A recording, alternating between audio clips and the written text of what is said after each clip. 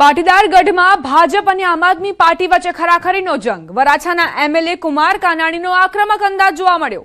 Facebook પર comment કરનારની ઝાટકણી કાઢતા કહ્યું કે સત્તામાં આવીશ તો શું તારા બાપના પૈસાથી વિકાસ કરીશ। સુરત શહેરમાં આવનારી સ્થાનિક સ્વરાજની ચૂંટણીને લઈને રાજકીય માહોલ દિવસે ને દિવસે ગરમાતો જઈ રહ્યો છે। ખાસ કરીને પાટીદાર પ્રભાવિત વિસ્તારોમાં ભાજપ અને આમ આદમી પાર્ટી વચ્ચે સીધી ટક્કર જોવા મળી રહી છે। વરાછા વિસ્તાર જેને પાટીદાર ગઢ તરીકે ઓળખવામાં આવે છે ત્યાં તાજેતરમાં થયેલા એક બનાવે આ રાજકીય સંઘર્ષને વધુ તેજ બનાવી દીધો છે। વરાછાના ધારાસભ્ય કુમાર કાનાણી અને આપના કાર્યકર્તાઓ વચ્ચેનો વિવાદ સોશિયલ મીડિયા પરથી શરૂ થઈને જાહેર મંચ સુધી પહોંચ્યો। ફેસબુક લાઈવ દરમિયાન કરાયેલ એક ટિપ્પણીને લઈને બંને પક્ષોમાં તણાવ વધ્યો અને આ વિવાદનો પડઘો વોર્ડ નંબર 3ના કાર્યાલયના ઉદ્ઘાટન પ્રસંગે પણ જોવા મળ્યો, જ્યાં કાનાણી આક્રમક અંદાજમાં જોવા મળ્યા। તેમણે શું કહ્યું આવો સાંભળીએ। મેં વિકાસની વાત મૂકી, મારું લાઈવ ચાલતું હતું, એમાંથી એક આચાર્યએ કોમેન્ટ કરી કે તો પ્રજાના ટેક્સના પૈસામાંથી કરો છો, તો તું સત્તામાં તારા બાપના પૈસાથી કરીશ। રાજકોટથી સમાચાર। ધોરાજીના ધારાસભ્યના જાહેરમાં કરેલા નિવેદનથી રાજકીય ચર્ચાઓ તેજ થઈ છે। ભાજપના જાહેર કાર્યક્રમમાં ધારાસભ્યએ કરી કોંગ્રેસની મદદ કર્યાની વાત। જેતપુરમાં આયોજિત જનસેવા સંકલ્પ કાર્યક્રમમાં ધારાસભ્ય મહેન્દ્ર પાડલિયાનું નિવેદન। કોંગ્રેસ પાસે ફોર્મ ભરવા ઉમેદવાર નહોતા એટલે અમે ઉમેદવાર આપ્યા, તમારું ખરાબ ન દેખાય એટલે અમે ઉમેદવાર આપ્યા। સ્થાનિક સ્વરાજની ચૂંટણી સમયે ધારાસભ્યના નિવેદનથી અનેક તર્ક વિતર્ક તેજ થયા છે।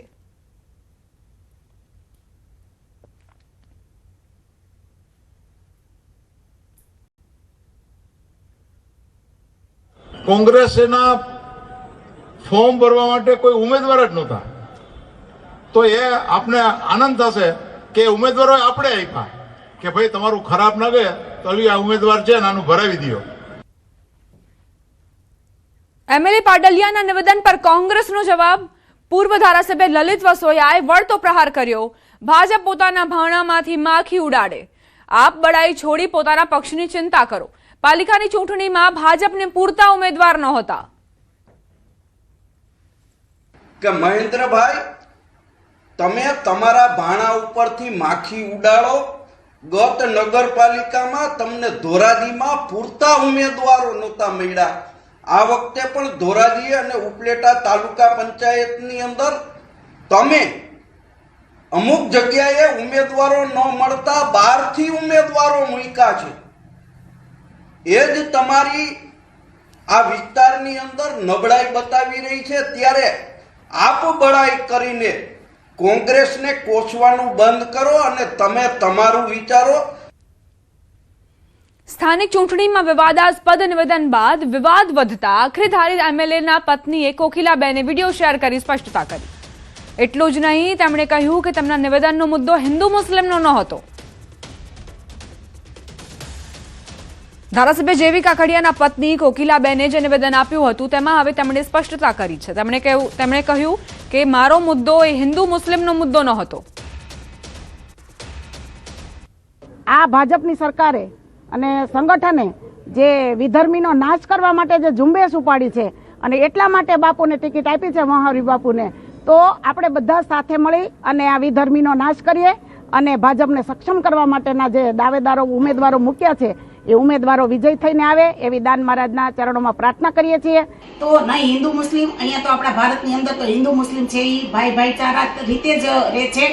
એવો કોઈ મારો મિનિંગ નથી કે હિન્દુ મુસ્લિમ ઉપર બેને મુદ્દો ઉપાડ્યો છે એવો નથી। પણ એ દેશની બહાર જે અને જે વિધર્મીઓ છે એ આપણા દેશ માટે જે કાર્ય કરી રહ્યા છે, આપણા દેશ માટે જે આતંકવાદનું કામ કરી રહ્યા છે એ બધા વિધર્મીઓ છે।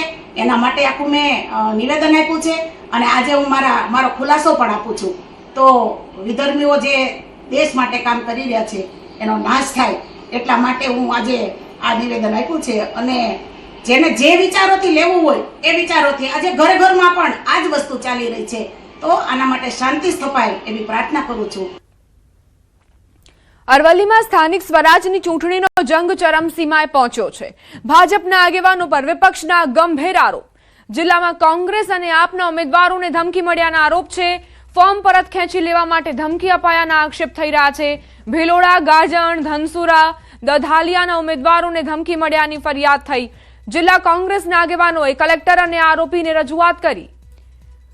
માફ કરશો, કલેક્ટર અને એસપીને રજૂઆત કરી. આપના જિલ્લા પ્રમુખે પણ રજૂઆત કરી. ધમકી આપનારાઓ સામે કાર્યવાહી કરવા માંગ. શાંતિપૂર્ણ માહોલમાં ચૂંટણી થાય તેવી માંગણી કરી. થોડી વાર પહેલા જ આમ આદમી પાર્ટીના અમારા સદસ્ય બાઠીવાડાના, જેમનું નામ છે ભરતભાઈ, એમના ઉપર કાયદેસર રીતે બાઠીવાડા સીટના ઉમેદવારશ્રી ના સસરા દ્વારા જાનથી મારી નાખવાની ધમકી આવી છે. શાંતિના માહોલમાં ચૂંટણી થાય અને જે લોકો અત્યારે ધમકી આપી રહ્યા છે ધનસુરા તાલુકાના દરેક ગામ દરેક અમારા ઉમેદવારોને જઈને એમના માટે પણ એમને કાયદેસરની કાર્યવાહી કરે એ માટે અમે આજે રજૂઆત કરી છે. મને એવું કહેવામાં કે તું ફોર્મ પાછું ખેંચી લે, બરાબર, આવું કર તેવું કર, એવી રીતના મને ખોટી માગણી કરવામાં આવે છે, ખોટું દબાણ કરવામાં આવે છે, બરાબર, મને ધમકાવવામાં આવે છે. એ જો અમારા ઉમેદવારોને આ રીતે જો ડરાવતા હોય, ધમકાવતા હોય તો એક પ્રકારે લોકશાહીનું ખૂન છે. અમદાવાદમાં સ્થાનિક સ્વરાજની ચૂંટણી પૂર્વે ભાજપમાં આંતરિક જૂથવાદ અને નારાજગીનો સિલસિલો યથાવત જોવા મળી રહ્યો છે. સરખેજ વોર્ડમાં પક્ષ દ્વારા જાહેર કરવામાં આવેલા ઉમેદવાર સામે સ્થાનિક સ્તરે ઉગ્ર વિરોધ ફાટી નીકળ્યો છે. આ વિરોધ વચ્ચે ભાજપના 35 વર્ષ જૂના પાયાના અને સિનિયર કાર્યકર જેઠા ભરવાડે પોતાની અવગણના થતી હોવાનો આક્ષેપ કરી સોશિયલ મીડિયા ગ્રુપમાં રાજીનામું ધરી દીધું. પૂર્વ શહેર મહામંત્રી રહી ચૂકેલા જેઠા ભરવાડના આકરા પગલા બાદ હવે પક્ષમાં તેમને મનાવવાના પ્રયાસો શરૂ થયા છે. બીજી તરફ પૂર્વ કોર્પોરેટર જયાબેન દેસાઈ અને અલકાબેન શાહની નારાજગી સામે આવી છે.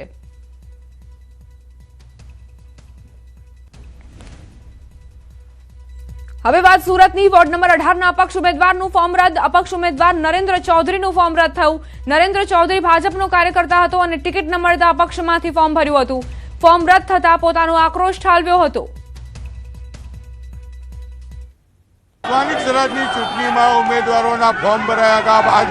આજે ફોર્મ ચકાસણી છે ત્યારે સુરત કલેક્ટર ઓફિસ રણભૂમિમાં ફેરવાયું હોય તેવા દ્રશ્યો જોવા મળી રહ્યા છે. કારણ કે અહીંયા કહી શકાય કે થોડી વાર પહેલા ભાજપ અને કોંગ્રેસના કાર્યકર્તાઓ આમને સામને ત્યાં નારાબાજી કરતા જોવા મળ્યા, ત્યારે હવે ફરી એક વખત ભાજપ અને આપના કાર્યકર્તાઓ સામસામે નારાબાજી કરતા હોય, એટલે કે ચૂંટણી રંગ જામ્યો હોય તેવા દ્રશ્યો અહીંયા જોવા મળી રહ્યા છે.